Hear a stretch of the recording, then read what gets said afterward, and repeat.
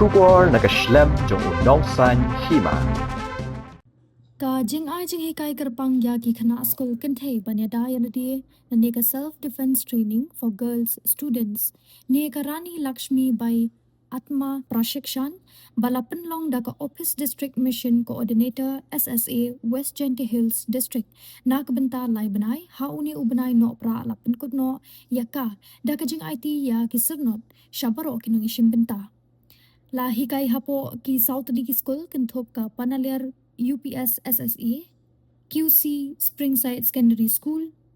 That Labo Presbyterian UPS, but RC Eve Meetment to Do Secondary School, balapanya daga West Genti Hills Karate Do Association, Jowai, hapo kajing ped u Kiev Manbha War Pasa, one instructor,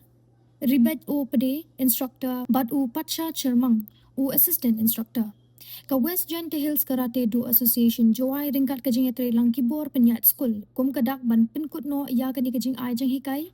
kala Pynlong da kajing ilang kerpang haman ki school na kabenta ban IT ya ki sernot chabaro ki Khynnah ki bala pendap tikna ya kani ka self defense training na pring ki Khynnah Kynthei ki bala pendap ya kani kajing sha hikai Lasa kiru ya kajing pen I ne demonstrate halor kajing tip jongki da kabale ya ki exercise but kiwe di kiru kom no banya da Ïalade na ki brio ki betmu ban shim kabu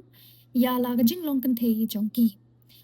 na kalyang ka head teacher jong kani ka school ki pen pau ya kajing snongo ya ka office district mission coordinator SSA West Genti Hills kumjo ya ka West Genti Hills Karate Do Association but kami lenti ba kum kani ka program kan nang yai beteng shushu hagi por ki banwan na ka benta ka jing mentol jong ki Khynnah Kynthei bat ki samla puli